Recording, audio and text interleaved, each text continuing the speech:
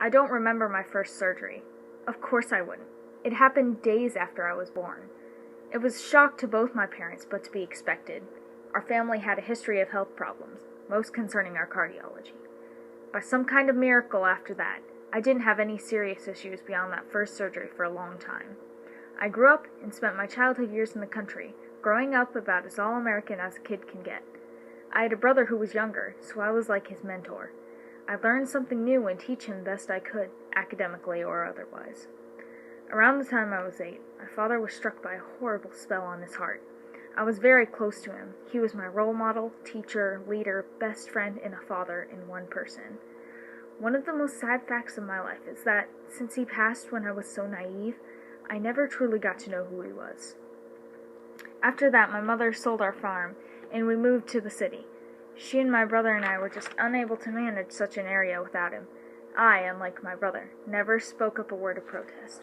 I sat quietly in the car with the family cat on my lap, gazing out the window and numbing my mind. I hadn't really made many friends at school, so leaving that wasn't really the issue. Abandoning my father's grave and that farm in Nebraska was. There were so many memories and things of sentimental value there. But my father had taught me that I was going to lose things, large important ones and tiny irrelevant ones. I just had to take what I could and move on. I went to Colorado for the majority of my growing up after that. I was never used to so many people, buildings, things. It was overwhelming. But my mother told me she had grown up here, so I knew it wasn't that bad. We lived in an apartment, and my brother and I went to public school. My 5th grade year was when I first discovered Pokemon. At first, those little creatures didn't interest me. My father's death was 3 years ago. It still was set in me, but not as intense as it had been that first time. But one of my classmates offered me the console to play with at recess, and I took it. Being polite and taking what you're given was always really important to my dad. Never refuse a gift, even if it's temporary. Very easily I became transfixed with that pixel world. Each day I would borrow it from that boy, and he would let me do so. He was very generous, I realize now. I'd go home and get on the internet, a whole new thing to me. We had a computer back at the farm, but physical things interested me more than the screen then. Pokemon led me to other games, and my loving mother let me indulge on a Game Boy and a few games of my own. When I was 13 in 2005, I heard of a new Pokemon game coming out. I'd have to wait for the English releases before, but I was a very impatient person. It was a real struggle, but again my mother caved to buy me a program to teach me Japanese. I think she wanted me happy above all else. Slowly, over many years, I became more fluent in the language until I had it down at the age of 17, year 2009. At that time, I was a junior in high school. I was one of those kids who had above a 4.0 GPA and was active in a lot of clubs. My life academically was so busy I didn't have many friends, and what free time I had was divided by my family, gaming, and learning Japanese. Around then, in my high school life, I was diagnosed with severe anxiety. I never even noticed when that disorder slipped into my life. The point when I turned to help was when I was subjected to my first anxiety attack. The feeling all came at once, just a horrible rush of panic. I was alone in my room when it got me. Since I didn't know what the feeling was, I assumed it was a heart attack and called an ambulance. After that whole episode, though, at the start of my senior year, I realized I had to start choosing a college and what kind of job I wanted. I had always enjoyed teaching the underclassmen, and I wanted to do something with my Japanese skills. There really weren't any classes needing the task of speaking Japanese, so for a while I tried to change what I wanted to do with my life. But that constant thought of wanting to teach kept plaguing me, until one day the idea came to me.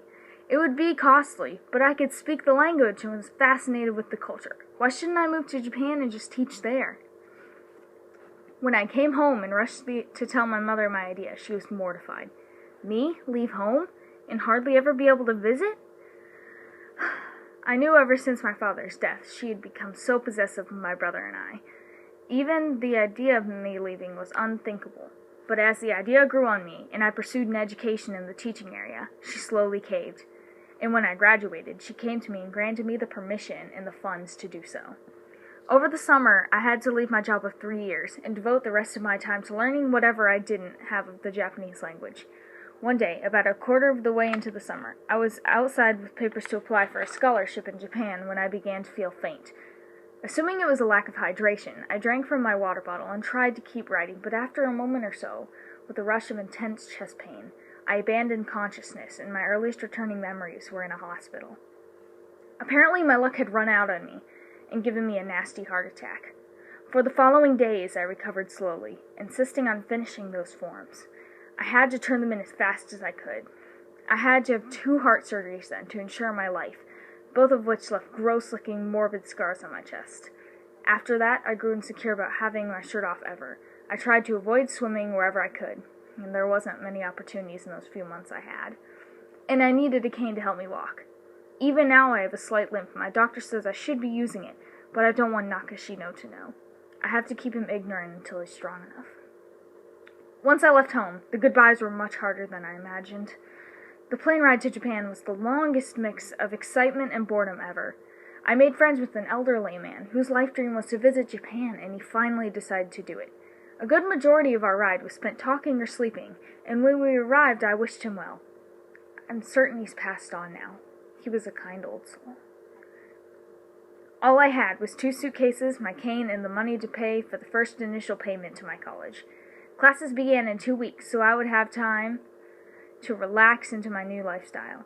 On my to-do list was to pay the college and get a job, for starters. I apologize for how rushed this may seem. I'm trying to get everything down. The more detailed things will come in later. I turned 21, been at college for 3 years then. I was offered the chance to be a student teacher at a high school, and I sprung at the chance. I was to aid a Mr. Fujimoto who taught history, the subject I myself was interested in. I was to gradually take control of the class that semester, and take notes all the while. After it was over, I was to go back to my own normal class and graduate the next year. No matter what anyone says, there is always a list of students, according to the teacher. Smartest to dumbest, brightest to dullest, kindest to meanest, favorite to most disliked. I knew this from my own public school days, but I got to experience it from the other side when I was a student teacher. The list began to organize itself the second I walked in. Right off, 2 students made a remark about my needing a cane, jeers about being an old man. It was soft and quiet, but I wasn't deaf, no. As the semester went on, the list began to set itself in concrete. One of them, a young girl by the name of Haruhi Hitachin, had me at the top of her own list. We grew to be more than just a teacher and a student. We were actually real friends. She got solid A's on every subject, and was always hanging around such a nice crowd. Being such a good person, naturally I assumed nothing was wrong with her. How wrong I was. One day in a homeroom, she came into my class and asked to please talk to me in private. Since I had no responsibilities in this class, I obliged and went to the hallway with Haruhi. It began like a normal conversation. How are your grades? Are your friends all right? Then I asked it. Are you okay? Suddenly I had a confession on me. Of pain, abandonment. Haruhi was crying and she couldn't cap her pain anymore. Her father had left her last year, and her mother was an abusive alcoholic who kept her life on such a tight leash. She had no true blood family besides that wicked woman. She'd spent 18 years hurting, and she was sick of it. Gently reassuring Haruhi, I promised her that things would change. For the better. Days after I reported everything I knew, I was told Haruhi was moved out of the care of her mother. The months after, she was so much brighter and happier, and we grew closer. When there was only 1 week left of that semester, Haruhi came to me again. We found ourselves alone in the hallway, and she seemed to be nervous. And again I asked that question. Are you okay? She responded by stuttering, and then my name. Alex. Not Mr. Hensley, no. Alex. Alex, you mean the world to me. I know where we stand socially is different, but I came to you. I care so much for you. I love you, Alex. I'll never forget what I did. The bell to leave school shrieked out, and students began to fill the hall. I gave her this tiny, sad smile, and I said what I had to, the gentlest way to slam someone into the ground and shatter them to pieces. I'm sorry, Hitachi. She stood quietly and turned slowly. I'll see you tomorrow, I called. seeing just how broken she was. In that half second I saw her eyes. I knew she was hurt, but there was nothing I could do but try and help her just accept it. The next day at school, before the first bell, I was approached by my mentor, Mr. Fujimoto. He had this grave look in his eyes. Mr. Hensley, Haruhi Hitachi she's gone. I think somewhere inside me, I knew what he meant. But I gave him a laugh. Don't look so devastated. She's just absent. His head shook, pointing in a direction down the hall. In the girls' bathroom around that corner, a student found Hitachi hanging by her neck from a stall's top bar. The words were heard but not processed. There are police officers taking her down now. I didn't hear the rest of what he said. I pushed past him and ran down the hall, turning sharply and going to the bathroom, stopping short and just staring. Her face was covered by her hair, but I could see one of her eyes. The bloodshot gaze seemed to be glaring just for me, the broken heart exposed in that look. I'll never forget it. A police officer took her down from the rope. It had left horrible red burns on her neck when she had struggled. No one knew why she'd killed herself, except for me. People speculated all kinds of things, but no one guessed that I had killed her. The months following after Haruhi's death, I slipped into a horrible state of depression and my anxiety shot through the roof. My medicine to tame the second beast hardly helped. I grew afraid to sleep, seeing her cold, shattered, dead glare haunting me in both the conscious and unconscious world. It became too much for my weak soul. At my university, I went into the bathroom with a rope, gazing at the bar above my head. I wanted to go out the same way she did. It was only honorable, right? With oddly still hands, I tied the rope and made a noose. I slipped it around my throat like a deadly necklace, after standing on the toilet to reach it. The good 10 seconds I had hanging were the most terrifying. Not a single sound escaped me. My eyes were open so wide I could see a red haze tinting my vision. In my wild thrashing, my feet kicked the toilet and stalls. But after what felt like an eternity passed, they touched the floor. Suddenly able to breathe, I sucked in as much air as I could, choking and wheezing, gasping and crying. I took the rope off from around my neck, falling to my knees and hiding my face, shoulders shaking as I covered my eyes. I couldn't do it. After I regained my ability to stand, I gazed at what had happened. Apparently I had been too heavy and the metal bar had bent under my weight. I wiped away what tears I had and removed the rope from it. The curve in the cool metal was a bit obvious. I left the bathroom with shame, and for the rest of that semester I wore high-collar shirts, even long after the marks had faded to light scars. Over the summer, I began to see a therapist and got pills for my depression, as well as stronger anxiety medicine. I was also diagnosed with PTSD and bipolar disorder. The memories of Haruhi haunting me so badly, I sometimes thought I was back in time, and she was alive. In some of those episodes, I would tell her I loved her, but in the end, she always left or killed herself. My mood could change dangerously fast, and I had almost had to drop out of college. But I stayed in. And with all those drugs in me, I managed to make it to the end of my second to last semester. But that was the anniversary of her death. My visions of Haruhi began to grow more vivid, spiraling out of control. One day, alone in my apartment, something in me shifted and broke. I was so desperate for it to stop. I staggered to my cupboard and took out my PTSD medicine and ingested every single pill. Then I moved on to my bipolar ones, then the anxiety, then the depression. In a way, it was a miracle, I screamed. I don't remember everything I cried, but there was one thing. Make it stop. I have vague memories of people coming in. I fought but was sedated. My earliest memories were returning to the hospital. Apparently one of my neighbors had heard my screams and called the police. He saved my life. I owe what I have now all to him. I spent quite some time in recovery. I missed that last semester, but after I was out of the hospital and back on regular with my medicine, I took my courses during that summer and I graduated. Now 23, I had landed a job at a different high school. I couldn't stand to be where Haruhi once was. I didn't want to lose myself again. I tried to be as distant but yet as cool as I could be, so I left my cane at home. When Nakashino first came into my class, I knew something was wrong with him. He hid his face, flinched at everything, hated being talked to. He was very sheltered of himself, but oddly enough didn't seem to mind being at school. Every day he got up to leave, it wasn't just like it was the end of class. It was like it was the end of the world.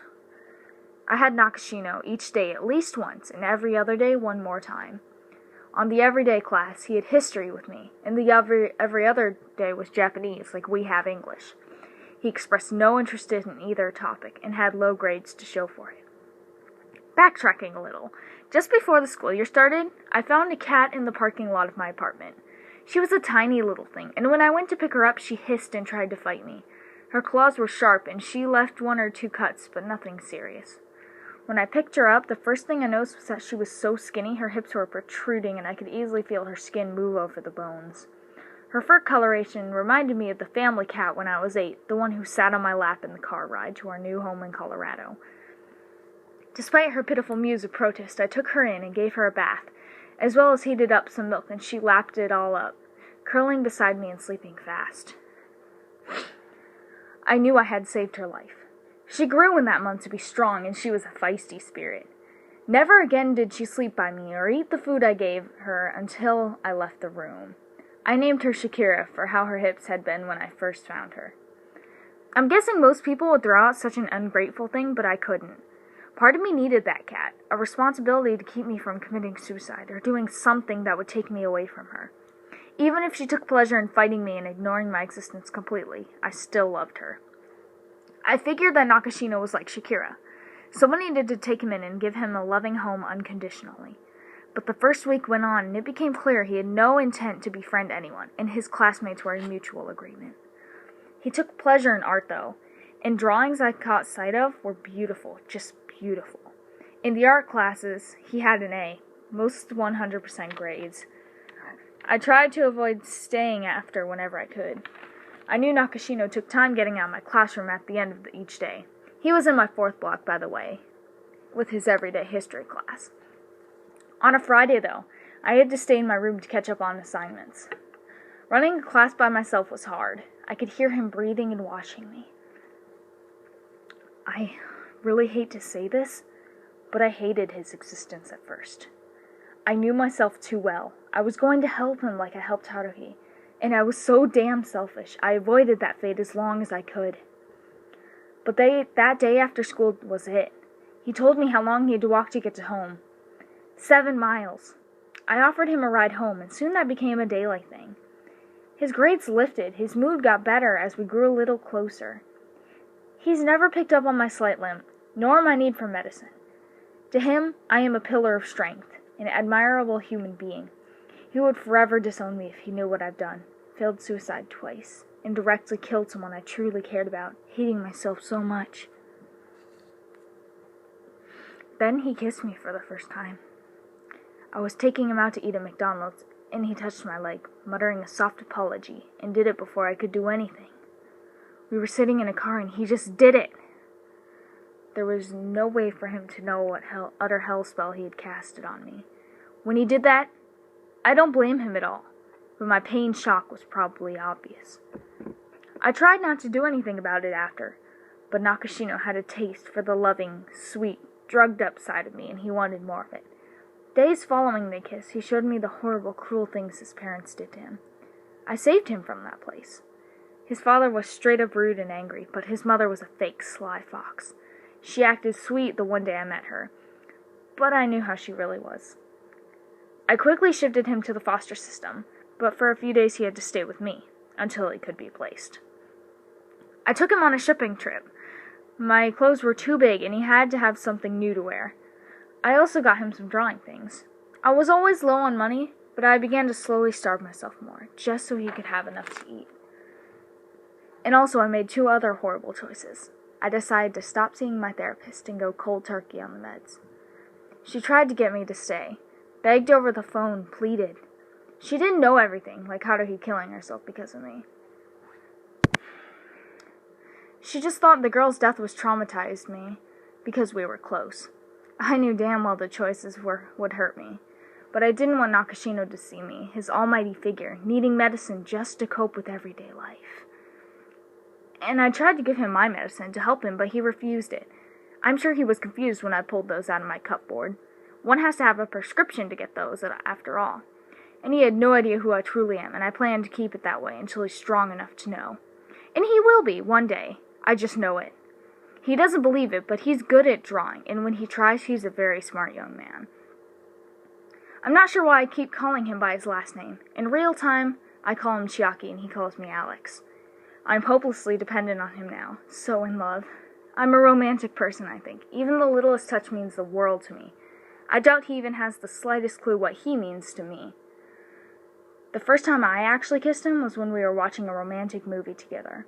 I could tell he was getting bored with it, and wanted what was occurring on screen to happen to him. This was after I became his adoptive father guardian figure, both mentally and legally. He still doesn't know that by the books he is my son, which is another reason we have to keep our relationship a secret. Anyways, he kept looking at me, and at one point moved to be almost on my lap. I turned my focus to him, dreading every second of it all the time. Now I would give anything to have him cuddle up to me. I reached up to touch his hair, and this light, it left his eyes. I could tell he thought I didn't love him. And truth be told, I didn't then. I was too afraid to fall, too selfish to risk a jump and try to love. I was so self-absorbed in my own world to realize how much every single thing I did affected him so. I was scared when I saw that light had died. I had no hesitation in my next move, swiftly going forward and kissing him. Later that night, I went down on him. I'm not sure what possessed me to do that. It was good, I won't lie. We've had a few sexual encounters past that, but the morning after that first time, I realized I might be loving him. He looked so at peace sleeping when he had seen hell. I don't doubt that. He was still so innocent. But backtracking again, the way our night went down started out innocent enough. We went a little too far on that first kiss on the couch with the movie, but later that night he caught me changing and had measured up. He saw those scars I hate so much, but we grew closer, having shared wounds. Chiaki is like a beautiful piece of art. His skin is so soft and smooth, despite the marks he has. His personality, while a little depressing at times, is sweet and gentle, and I envy him for being so strong. I don't know all his issues, just as he has no clue about mine. But I want to be enough for him. I want to be his Kickstarter. I want him to use me to spring into the air and fly. He won't be able to stay with me for very long. I'm expected to live to the age range of early to mid-30s, and I'll have to start taking medicine for my heart soon. It breaks my heart now to know I'm just going to hurt Chiaki. I'm still selfish and horrible, but this time he's at least going to live longer than me. And if that happens to not be the case, then I won't stick around much longer.